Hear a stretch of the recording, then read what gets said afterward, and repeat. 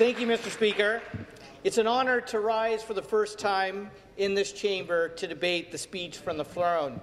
And I want to take a moment to congratulate all members on their re-election or election who are newbies like myself getting their feet wet. I also want to take a moment to express my sincere thanks to the people of Guelph for trusting me to represent our community at Queen's Park. And I want to offer my heartfelt thanks to my wife Sandy and my daughters Isabel and Beata for their love and support. And finally, I want to thank Green Party supporters from across the province for your passion and commitment in helping us make history. I will work hard to be a strong champion for Guelph and a strong voice for doing politics differently at Queen's Park. I want to acknowledge that Queen's Park is located on the traditional lands of the Huron-Wendat, the Seneca, and most recently, the Mississaugas of the Credit River. Today, Toronto is home to many Indigenous peoples from across Turtle Island, and I want to acknowledge my role as a steward of this land and the sacred duty we have to make decisions in this chamber that benefit the next 7 generations.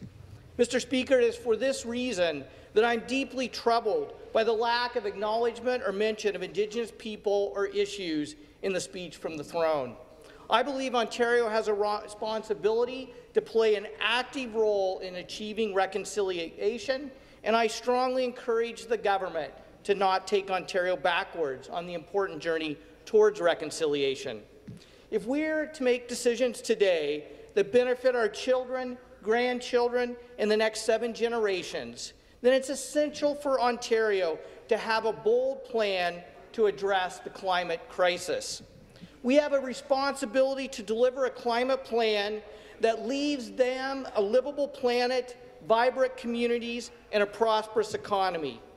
Instead, the throne speech essentially outlines a dismantling of Ontario's limited climate plans without offering any alternative.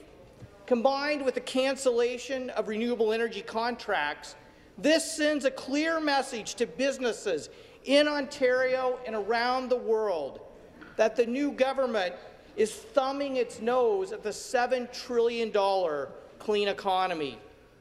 It's like putting a big sign by the border that says Ontario is closed for business.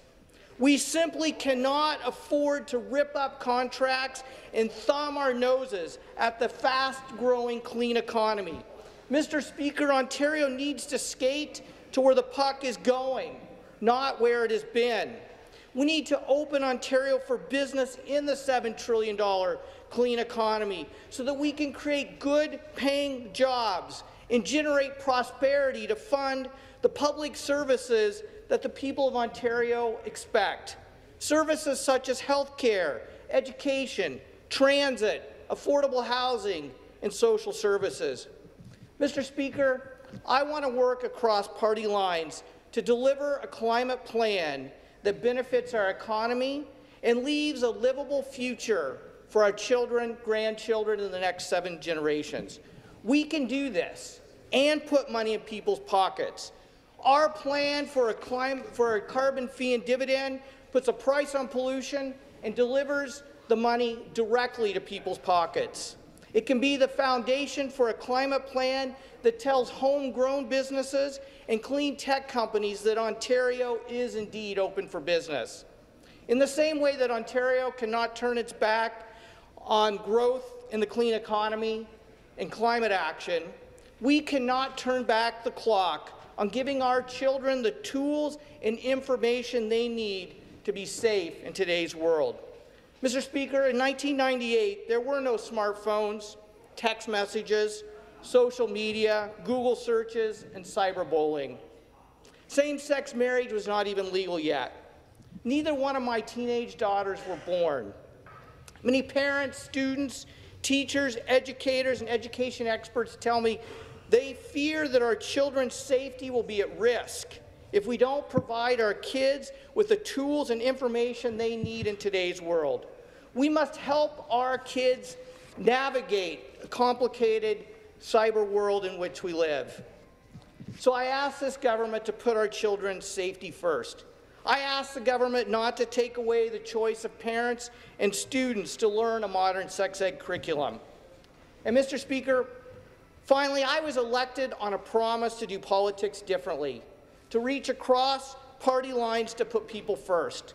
And so I want to say to the new government that it is especially important for Ontario to invest in mental health and addiction programs, long-term care beds for seniors, autism services, and better public transit in communities across Ontario.